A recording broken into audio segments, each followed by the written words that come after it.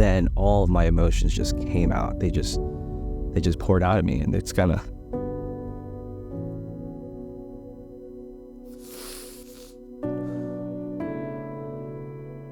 wow, I wasn't expecting that.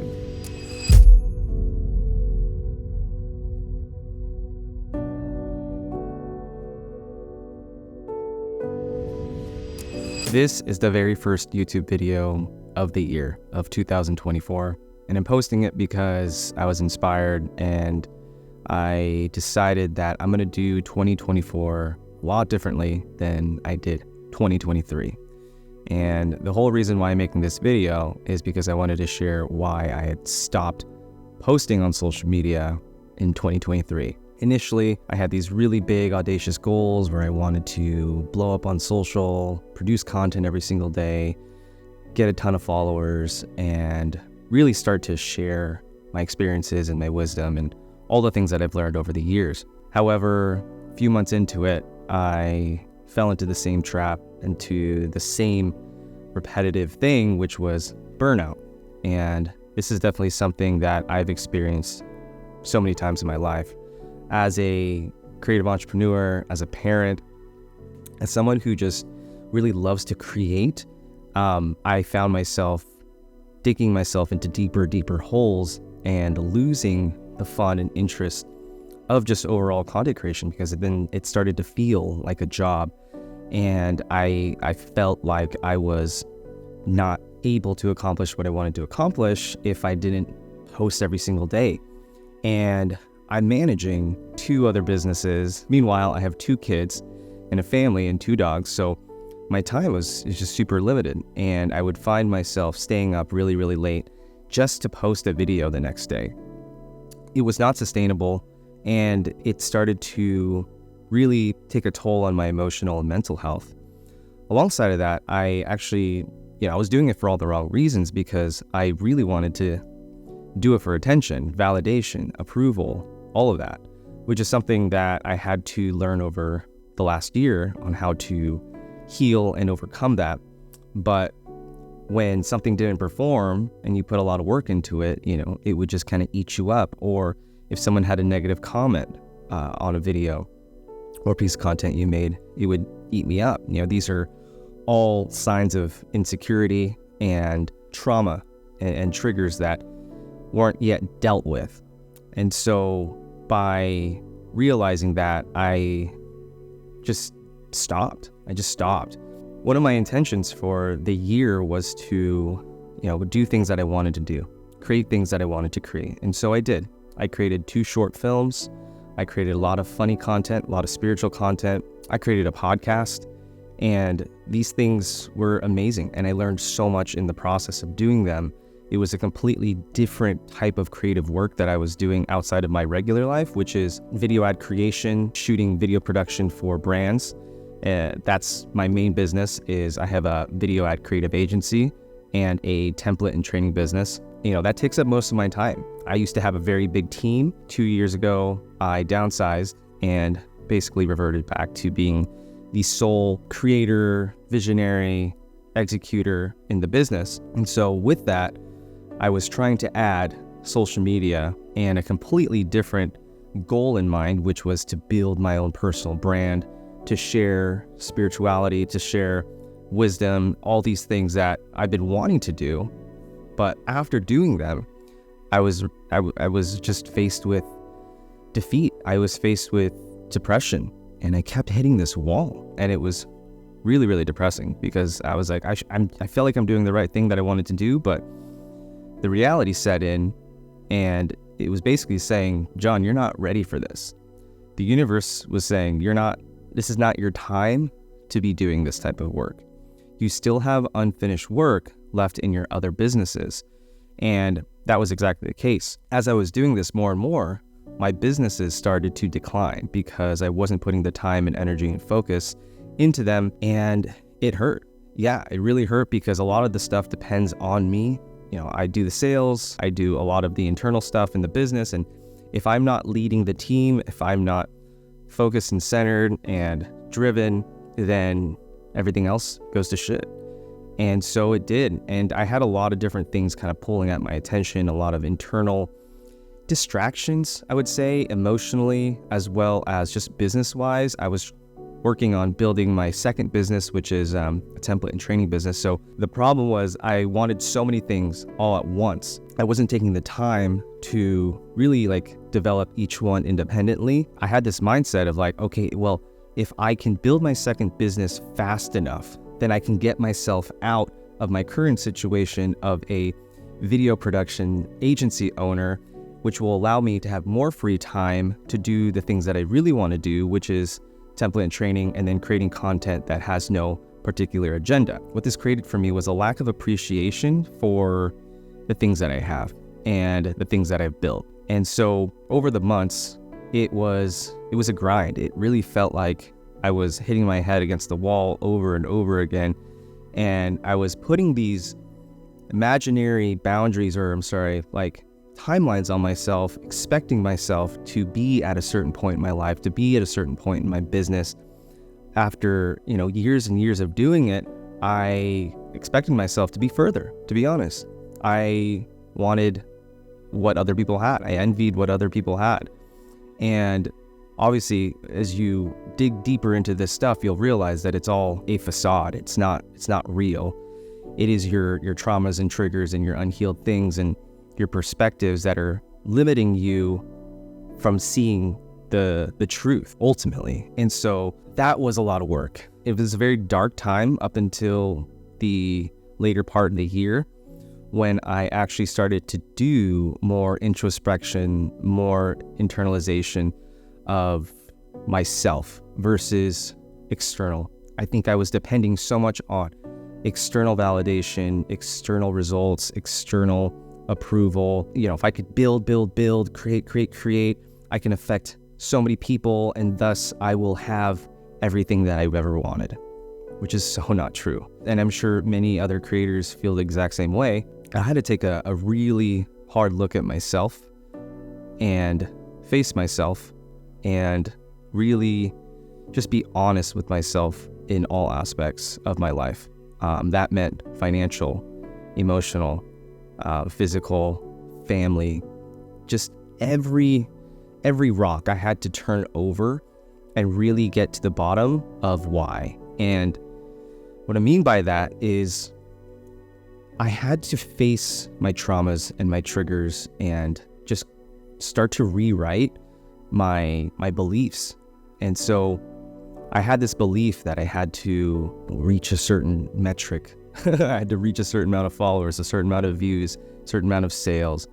And all those things are just expectations on yourself. And it removes the fun, first off, from the production or the creation of things. And you just set yourself up for failure and disappointment if you don't actually reach those things. And that's exactly what I was doing. So I was burning myself out and I wasn't reaching my goals. Two things that you don't want to be that very easily will get you in a deep hole. I started focusing more on myself. And what I mean by that is I started to meditate a lot more. I started to work on myself a lot more by taking note of all my behavioral patterns and all my thoughts and all my triggers and all my traumas. And well, at first I didn't really know that I had a bunch of traumas laying around, but I did. This kind of allowed me to open up of what was really getting in my way. Came across this meditation and this couple who teaches really, really deep spirituality stuff. And I don't know if you're into this or not, but I am. I've been studying it for about 2.5 years now, maybe 3 years now. Not studying it, but living it. And if you're on this personal growth journey, you know how challenging it is. It's not repeating affirmations every day. It's doing the work. It's changing your behaviors. It's unlearning previous behaviors. It's all of that stuff, right? And so when I took this course and I started to learn about the deeper levels of, your subconscious and spirituality and kind of all the benefits and all the gifts that us humans have, and the power that we have, the ability, but a lot of the things there's so many things that are blocking us from reaching our full potential. And all of those things are internal right here. I'll make it a different video, but essentially I took note of all the things that were either making me angry, making me sad, making me jealous, making me envy, making me feel unmotivated, all these emotions, right? Because all those were directly linked, or are directly linked, to some sort of past trauma as a child or in a past life. And that energy just sits there unresolved, and you need to clear it out. You need to clear it out, and you need to resolve it, and you need to recognize it in order to move on and to move past that pain and unlock a new level of opportunity and abundance and clarity within your body.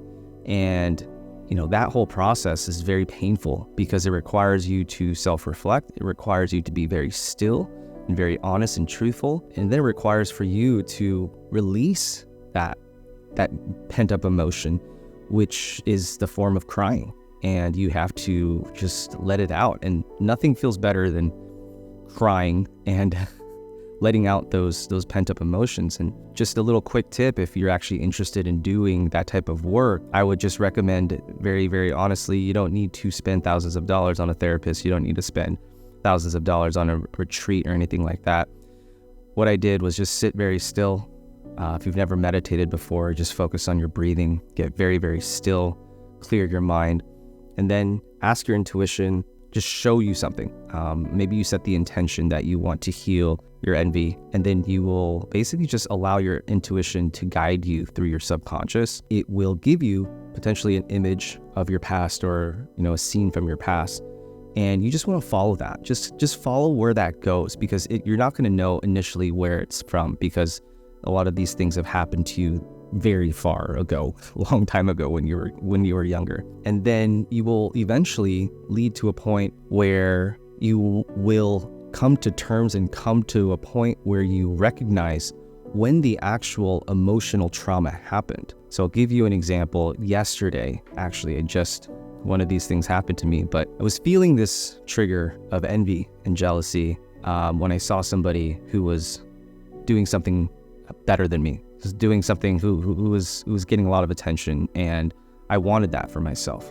And so by that, I felt this emotional response of like my heart, racing, tensing up. I really wanted that. Like, I want to take away from him. Like, it's just a very petty type of emotional response, but nonetheless, it's valid because I was feeling it. And so with that, I was like, okay, with my practice, I knew that this was something I needed to heal and deal with and move on from. So I did just that. I even asked my wife, and I told her about it, and she kind of helped guide me through it. I just closed my eyes and I just asked for guidance there and show me what it was. And so when I was a child, when I was really young, I had this babysitter, and maybe I was 3 or maybe 4.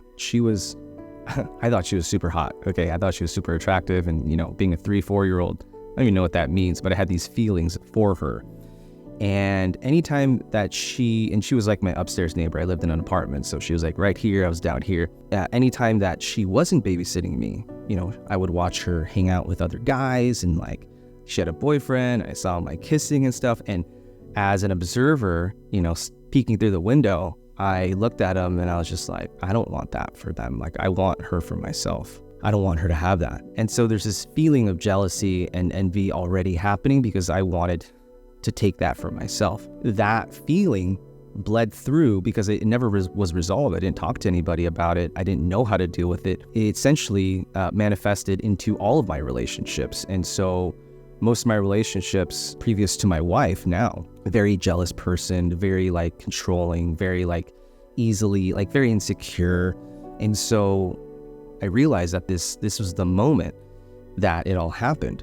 And when I realized that, then all of my emotions just came out. They just poured out of me, and it's kind of...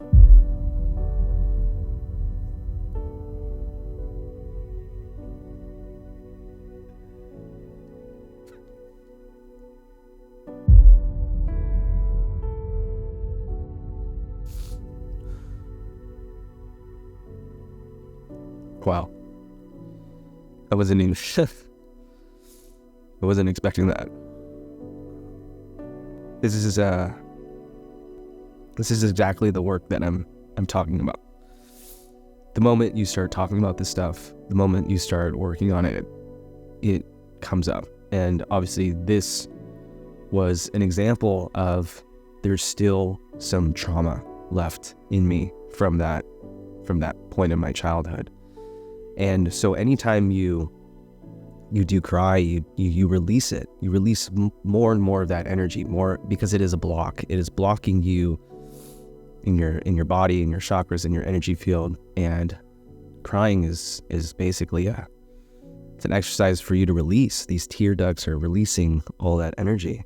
And as you can see, like at an instant, it just happens.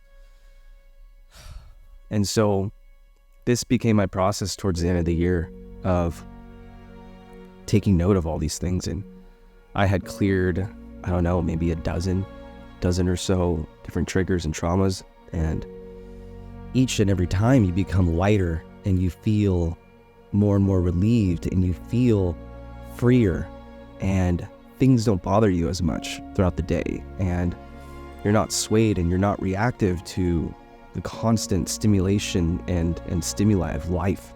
What 2023 really taught me was you need to take your time. Don't rush to get to the end point so soon. Don't neglect the things that you already have that are producing.